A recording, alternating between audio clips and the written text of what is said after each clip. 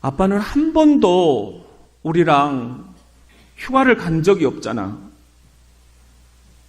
어느 날 문득 우리 아이들이 작심을 하고 저에게 하는 말이었습니다.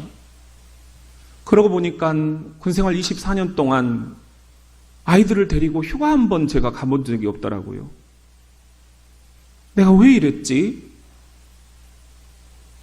주말이면 목회를 우선해야 됐고, 명절이면 저 땅끝 해남까지 아이들을 데리고 부모님을 뵈러 가야만 했고,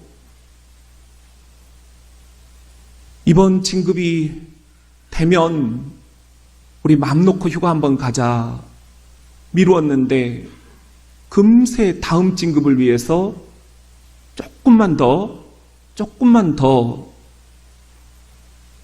그러다 보니까 저녁이 닥친 거예요.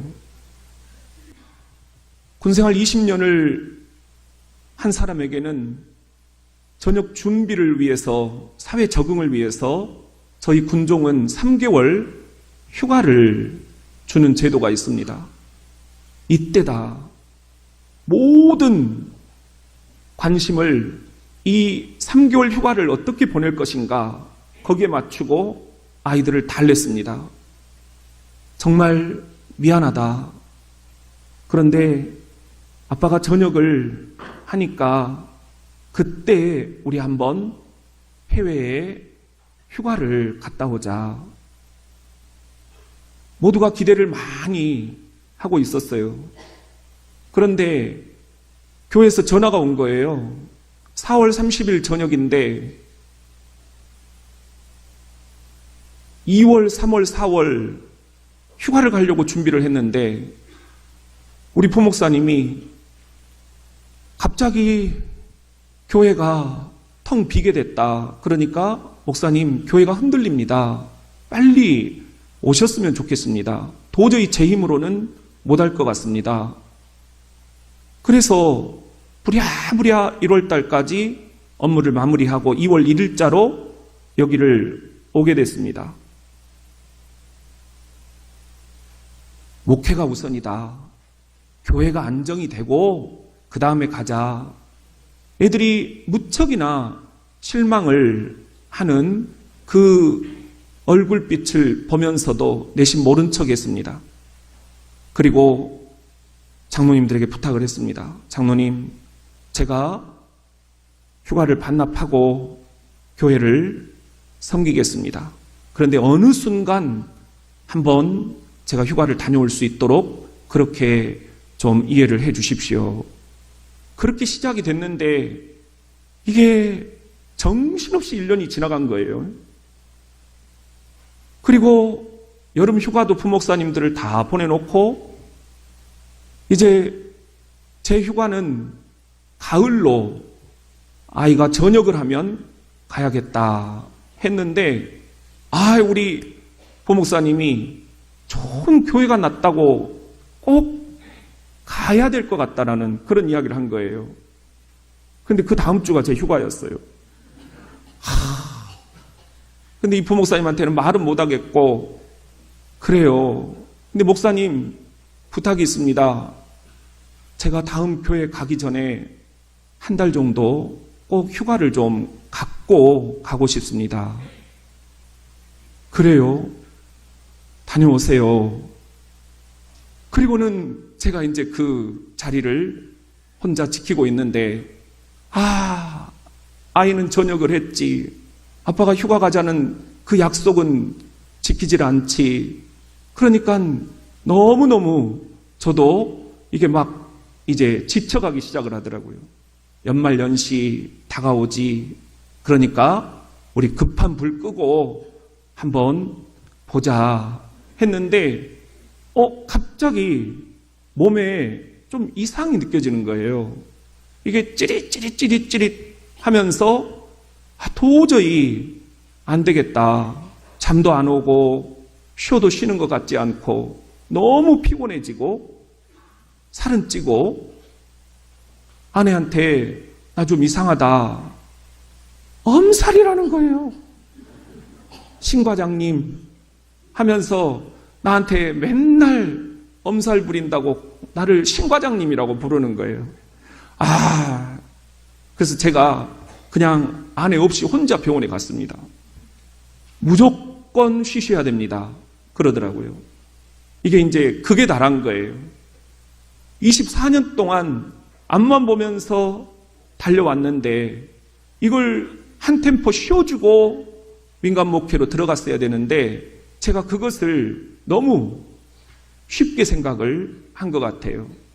여기에서 오는 이 압박감이나 스트레스는 어떻게 쉬지 않으면 안 된다 하는 것을 그때 깨달았습니다. 그리고는 제가 선임 장로님한테 장로님 제가 잠깐 좀 휴가를 갔다 와야겠습니다. 그러고는 무작정 아이들을 데리고 갔어요. 아이들은 이미 그때는 다 포기한 상태라 안 가려고 하는 거예요. 그래도 안 된다. 무조건 가자. 더 기회가 없을 수도 있다. 그리고는 제가 처음으로 네 사람이 베트남을 갔습니다. 해외여행을 처음 가봤어요. 아이들을 데리고.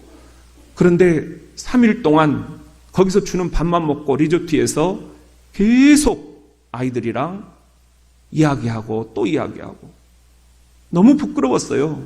아이들의 마음이 그랬다는 걸 너무 제가 모르고 있었더라고요. 고비도 있었어요.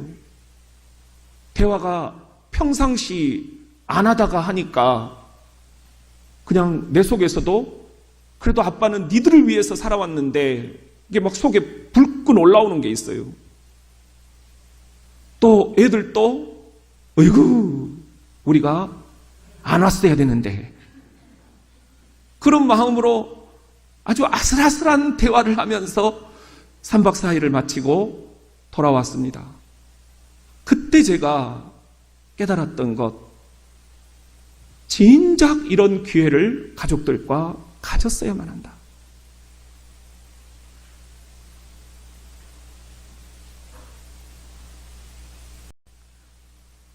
쉴 수 있을 때 반드시 쉬어야만 한다. 사막을 건너는 인생들이요. 여러분은 지금 어떠십니까? 오늘 주님께서 우리에게 주시는 말씀은 바로 그것입니다. 우리 같이 한번 따라해 봅시다. 하마터면 열심히 살 뻔했다. 오늘 주신 말씀 22절입니다. 같이 한번 읽어볼까요? 시작. 모세가 홍해에서 이스라엘을 인도하매 그들이 나와서 수르 광야로 들어가서 거기서 사흘 길을 걸었으나 물을 얻지 못하고. 우리가 잘 아는 출애굽 경로입니다. 지도를 보면은 지금 애굽에서 노예 생활을 400년을 했어요. 그러니 가나안 가는 길이 어딘지 우리가 지난주에 얘기했듯이 지도도 없이 나침판만 하나님만 믿고 애굽에서 탈출을 한 거예요. 그리고 수르 광야 지도에 보이시죠? 그곳을 통과하는데 그곳이 바로 사막입니다. 허허벌판 광량한 사막, 끝이 보이지 않는 사막. 사흘 길을 걸었는데도 물 한 모금 마실 수가 없었습니다. 여러분, 이게 보통 이야기가 아닙니다.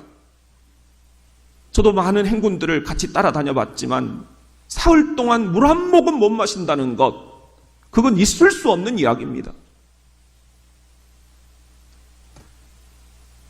그런데 제 가슴에 꽂힌 단어가 있어요. 사흘길. 나도 이 인생의 사막을 건너오면서 앞만 보고 걸어온 사흘길. 조금 가다 보면 뭐가 있겠지. 뭐라도 있겠지. 여러분, 지금 여러분도 그런 생각을 하면서 인생의 사막을 걷고 있지는 않습니까? 이렇게 열심히 살다 보면 뭐라도 있겠지. 그런데 이번에 제가 참 재미있는 책을 읽게 됐어요.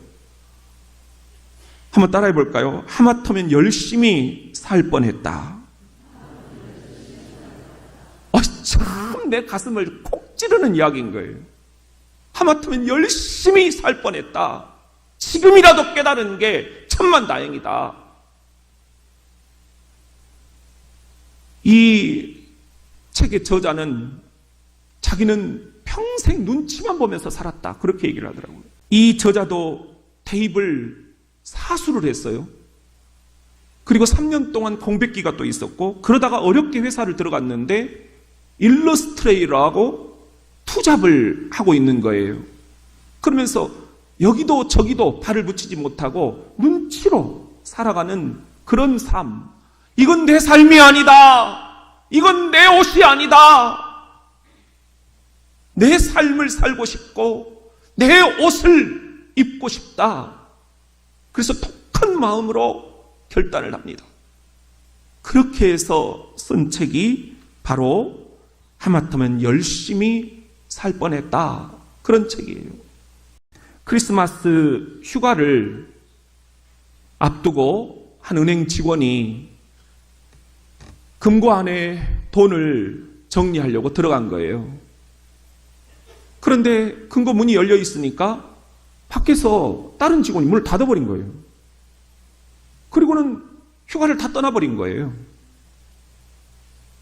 이 남자가 문을 열려고 하는데 안 열리니까, 은행 금고문이 얼마나 단단합니까? 얼마나 두껍습니까? 아무리 소리쳐도 아무도 듣는 이가 없는 거예요.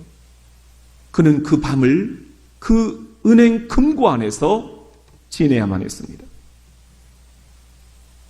조그맣게 새어나오는 그 공기구멍, 거기서 산소를 의지하면서 하룻밤을 세웠는데 깜짝 놀란 게 있어요.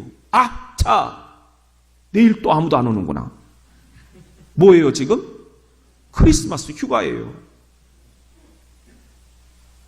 크리스마스 휴가는 또 미국 사람들 얼마나 또 길게 갑니까? 여러분들, 그런데 이분이 그 다음 날을 기다려도 석양이 다 졌을 것 같은데 아무도 안 오니까 갑자기 두려움이 온 겁니다. 나 이러다가 죽을 수 있겠구나. 휴가 때까지 내가 여기서 산소를 어떻게 유지를 해야 되나. 그런데 집에서 백방으로 수소문을 한 거예요. 휴가를 가야 되는데 아빠가 안 오는 겁니다. 남편이 퇴근을 안 한 겁니다. 그런데 하룻밤이 넘어간 거예요. 은행 일이 바쁘니까 하룻밤 야근은 할 수 있겠다 싶은데 그 다음날 저녁이 돼도 안 오니까 부랴부랴 수소문을 한 거예요. 그래서 은행 사람들이 뭔가 이상해가지고 금고문을 열어본 것입니다. 그렇게 그가 하룻밤을 꼬박 금고에서 새면서 깨달은 게 있어요. 내가 너무 앞만 보면서 열심히만 살아왔구나. 이게 인생이 아닐 수도 있겠다. 여러분 어떻게 생각하십니까? 여러분도 이 금고 안에 갇힌 남자와 같은 그런 형편은 아닙니까? 아까 그 책이 너무 재밌다 보니까 그 책을 패러디한 책이 또 나왔어요. 하마터면 행복을 모르고 죽을 뻔했다.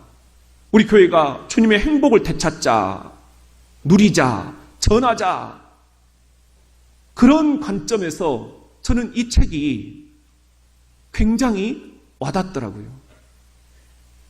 천년의 갑절을 산다고 할지라도 행복을 모르면 그가 가는 곳은 어디겠느냐.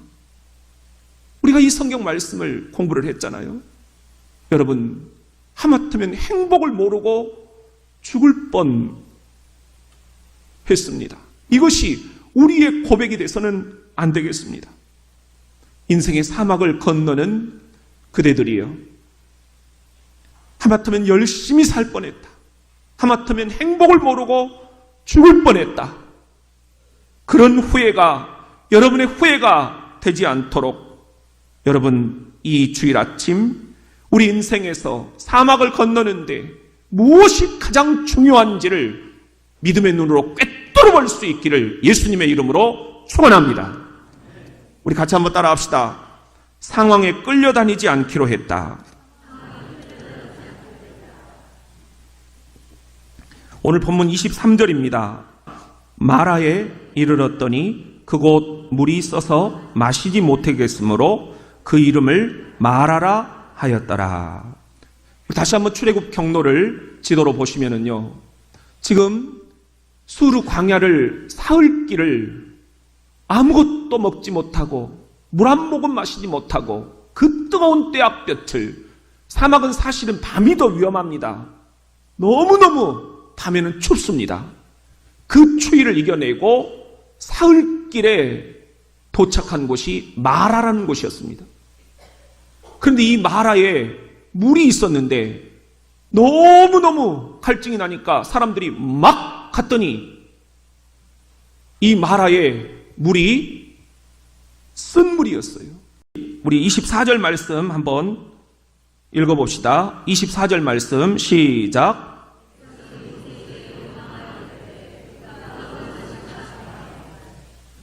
백성이 모세에게 원망했다 그랬죠.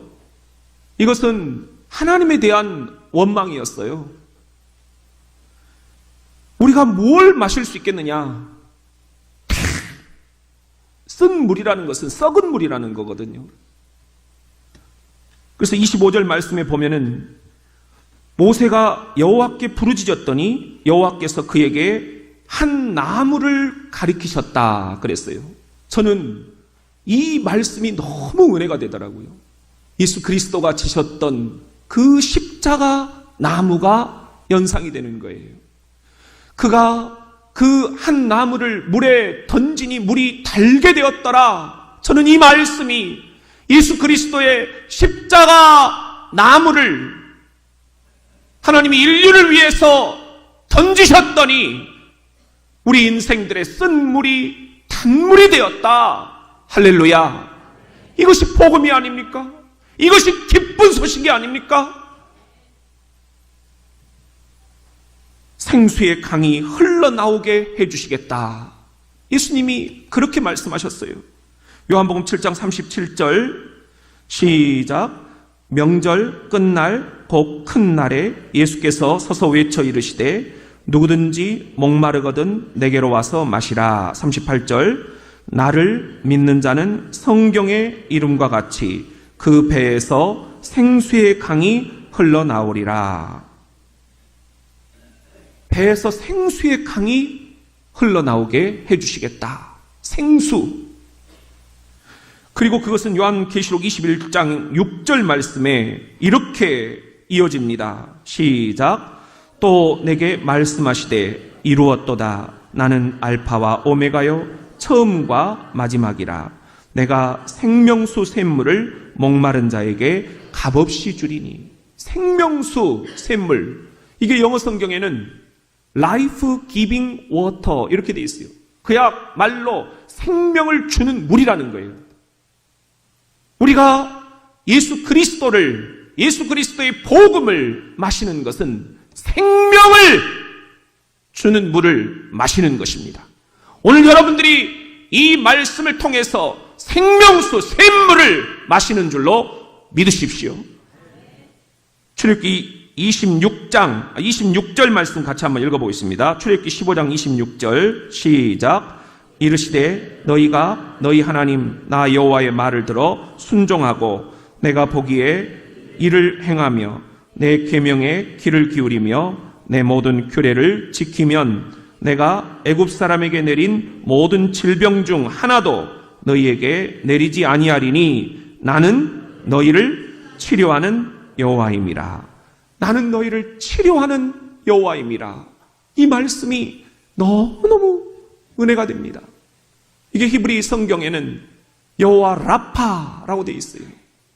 여호와 라파 여호와 라파, 주님 나를 치료하시니 여호와 라파. 할렐루야.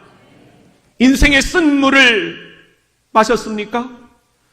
이 사막을 건너다가 우리 자녀들이 진하게 쓴 물을 마시고 지금 힘들어합니다. 진로의 쓴 물을 마시고 힘들어합니다. 진급의 쓴 물을 마시고 마음 아파합니다. 때로는 물질 때문에, 때로는 인간 관계 때문에, 때로는 건강 때문에 인생의 쓴 물을 마시고 이 자리에 앉아 계신 분들이 있습니다. 내가 이 사막을 이제 어떻게 건너가야 되나? 부모님, 자녀들, 부부, 취업과 결혼과 직장, 그 어느 것 하나 앞이 보이질 않습니다. 이 쓴 물이 너무너무 씁니다. 여러분, 지금 이 쓴 물을 마셨습니까? 어떻게 해야 되겠습니까? 상황에 끌려다니지 말아야 합니다. 오늘 제가 여러분들에게 책을 하나 소개를 더해드립니다. 그 책 제목이 바로 그거예요. 한번 따라합시다. 상황에 끌려다니지 않기로 했다. 캐나다에 사시는 켄 시게마츠 목사님이 쓴 최근 책인데요. 너무 내 마음과 일치가 되더라고요. 저처럼 동분서주하다가 삶의 중심을 잃어버렸다는 거예요. 사방에서 시간을 달라고 아우성치는 목회, 정신없이 살고 싶은 사람이 세상에 어디 있겠습니까? 그런데 바쁨이 일상이 되어버린 목회, 바빠야만 우리 목사님 대단한 것 같고, 그렇게 사람들이 여겨주기를 바라서 더 바쁘고 바쁜 스케줄을 마련하고, 스케줄판이 시커매야만 뭔가 하는 것 같고, 그분이 이렇게 얘기를 합니다. 나의 하루는 내가 택한 영적 질서대로 돌아간다. 그래서 이제는 상황 중심에서 예수 중심으로 바뀌어야 된다. 그러면서 이분이 하는 이야기가 복잡한 일상에 건강한 경계를 쳐라. 그런 이야기를 해요. 노후를 하라는 거예요. 우리 시골에 보면은 쌀인문 있고 그 울타리들이 있잖아요. 담장이 있잖아요. 그 담장을 넘어오면 도둑이잖아요. 그런데 내가 쳐놓은 이 삶의 바운더리, 울타리에 함부로 침범해오는 사람들이 있다라는 거죠. 그 상황에서 우리가 눈치만 보면서 거절을 못하고 살아갑니다. No. 밤 전화기는 No. 스마트폰에 끝없는 카톡은 No. 한없는 텔레비전 뉴스 No. 내 영적 질서를 바로 세우기 위해서 No라는 것을 분명히 우리가 해야 된다라는 거예요. 이것이 모든 기독교 사막의 수도자들, 그들이 꼭 실천해 왔던 rule of life, 삶의 규칙이다. 그렇게 얘기를 하고 있어요. 이게 영성지도의 핵심이라는 거예요. 우리 교회가 치유, 행복, 거룩이라는 목회 신학을 가지고 함께 나아갑니다. 여기서 거룩이라는 목회 신학의 주제는 바로 영성지도를 우리가 어떻게 받고 또 나눌 것인가 하는 거예요. 이 영성지도의 가장 중요한 대목은 내면 세계의 영적 질서, 상황 중심에서 예수 중심으로 rule of life, 삶의 규칙을 바꿔라. 이것입니다. 여러분, 사라지는 대로 방치된 일상, 이제는 예수 중심으로 삶의 구석구석을 정돈해야 할 시간입니다. 삶에서 켜켜이 영성을 개발해야 할 때입니다.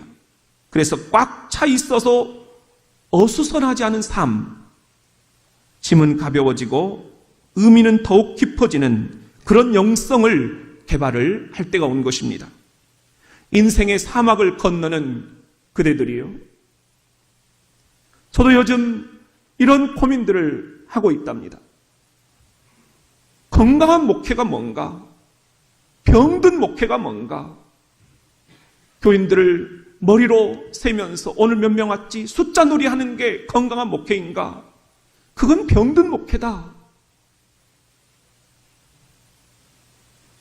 헌금 통장이 차곡차곡 차이는 것, 이걸 바라보는 게 건강한 목회인가? 그건 병든 목회다. 한 생명이라도 주님께서 주고자 하셨던 태초의 행복을 맛보게 하고 그가 삶의 의미를 되찾고 기뻐하며 뛰며 예수가 내 인생의 주인이시다. 그렇게 삶을 살아가도록 하는 것이 진짜 목회 아닌가? 목회라는 게 뭐예요? 한자말로 회중을 양을 치듯 친다라는 거 아니에요. 목자와 양의 관계가 사라지고 숫자와 헌금만이 회자되는 교회는 이미 희망이 없는 교회입니다. 우리 그런 의미에서 이 아침 교회도 상황에 끌려다니지 않고 상황 중심에서 예수 중심으로 변화시켜 나아갑시다. 여러분의 인생 또한 인생의 사막을 건너는 그대들이여, 상황에 끌려다니지 말고 상황 중심에서 예수 중심으로 삶의 규칙, 룰 오브 라이프, 생활 규칙을 재정돈하실 수 있기를 예수의 이름으로 축원합니다. 같이 한번 따라합시다. 오선지에도 쉼표가 있다. 여러분, 27절 말씀입니다. 시작. 그들이 엘림에 이르니 거기에 물샘 12과 종려나무 70그루가 있는지라. 거기서 그들이 그 물 곁에 장막을 치니라. 다시 한번 우리 출애굽 경로를 지도로 보면은요, 지금 수르 광야를 사흘길을 건너 마라에 이르렀더니 쓴 물이었습니다. 원망을 했습니다. 그런데 모세가 그들을 이끌고 더 나아갔더니 엘림이라는 곳에 이르게 된 거예요. 그 엘림이 바로 허벌판 광활한 사막 한가운데서 발견한 오아시스였습니다. 그런 오아시스가 있었다는 거예요. 그런데 이 엘림 오아시스에 이르렀을 때 얼마나 이스라엘 백성들이 기뻐했을까? 거기서 얼마나 인생의 이 쉼을 누리게 됐을까? 여러분, 우리 찬양대가 찬양을 하는데 이 오선지에 쉼표가 없다면 어떻게 되겠습니까? 그건 진짜 죽으라는 거나 마찬가지죠. 한 번도 쉬지 말고 한 곡을 다 불러라. 있을 수가 없는 이야기지요. 우리 인생에도 반드시 쉼표가 필요합니다. 쉼표가 있는 인생, 그것이 하나님의 명령입니다. 우리 출애굽기 23장 12절 말씀 같이 한번 읽어봅시다. 시작.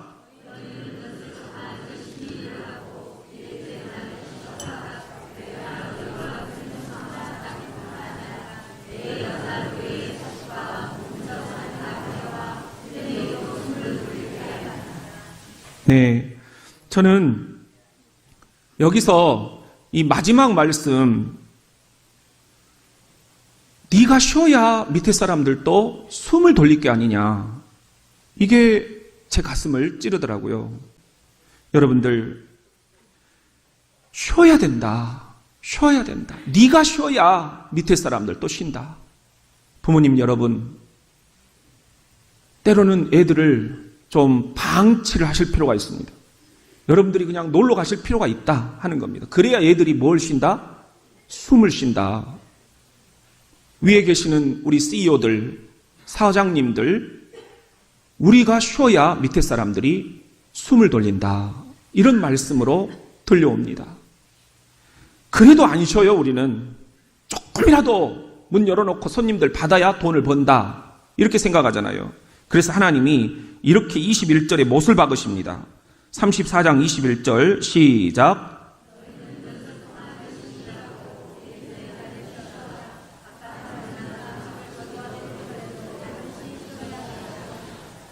반드시 쉬어야 된다. 반드시. 반드시라는 말이 하나님의 명령입니다. 쉬지 않는 것은 하나님의 명령을 거역하는 것입니다.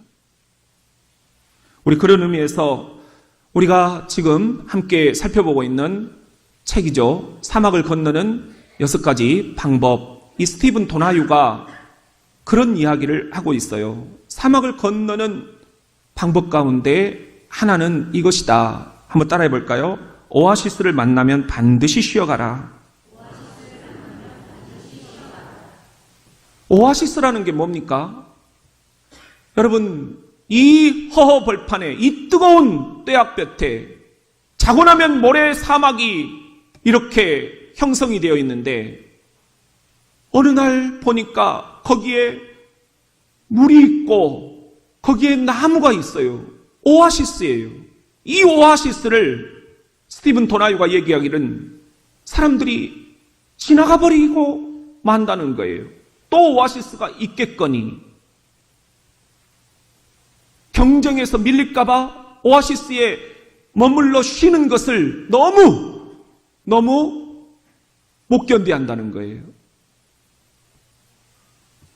인생의 사막, 이 일을 마치고 나면, 이 프로젝트를 끝내고 나면, 해야 할 일을 다 하고 나면 시간이 날 거라고 우리는 생각을 합니다. 그러나 사막은 한없이 계속됩니다. 그리고 사막 저 끝에 다다를 때쯤 우리에게 남는 건 후회뿐입니다. 그런 의미에서 저는 거룩한 꿈을 여러분과 함께 나누고자 합니다.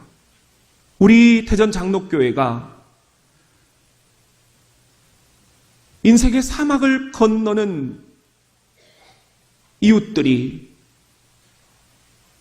일주일에 한 번씩 이곳에 모여들어서 인생의 오아시스를 발견하도록 해주는 꿈.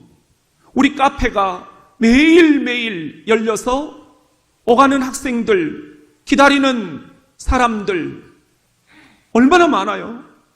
그분들이 들어와서 주님의 숲을 이루는 꿈. 이사야 선지자가 그 꿈을 우리들에게 이미 이야기를 했습니다. 이사야 43장 19절 말씀입니다. 시작. 보라, 내가 새 일을 행하리니 이제 나타낼 것이라. 너희가 그것을 알지 못하겠느냐? 반드시 내가 광야의 길을 사막에 강을 내리니. 20절. 장차 들짐승 곧 승냥이와 타조도 나를 존경할 것은 내가 광야의 물을 사막의 강들을 내어 내 백성 내가 택한 자에게 마시게 할 것임이라. 광야에 물을 내겠다. 사막에 강을 내주시겠다. 그렇게 말씀을 하고 계셔요. 그런데 현대어 성경으로 보면은 내주시겠다가 아니라 이미 새로운 일을 시작하셨다.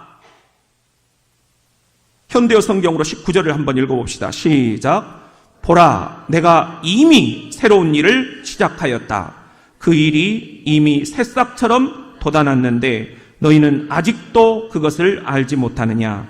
바로 내가 광야에 큰 길을 내고 죽음의 사막에 생명의 강줄기들이 흘러가도록 하겠다. 죽음의 사막에 생명의 강줄기들이 흘러가도록 하는 일, 이것을 보라, 내가 이미 시작하였다. 할렐루야. 이미 주께서 우리에게 새로운 일을 시작하셨습니다.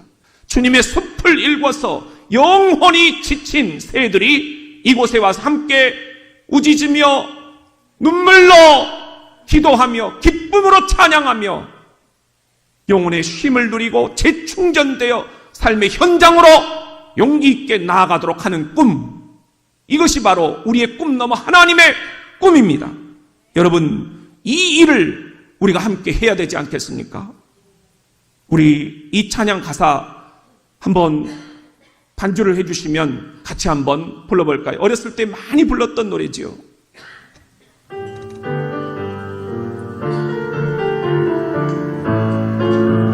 박수 치면서 사막에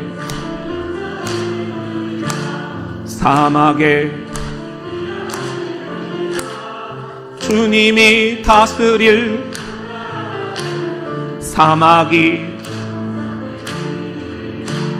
사자들이 어린이들 함께 뒹구는 참사랑과 기쁨의 그 나라가 2절 사막에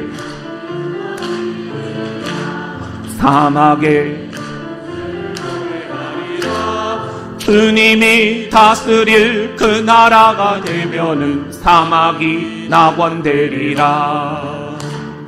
독사굴에 어린이가 손 놓고 장난쳐도 울지 않는 참사랑과 기쁨의 그 나라가 이제 속히 오리라.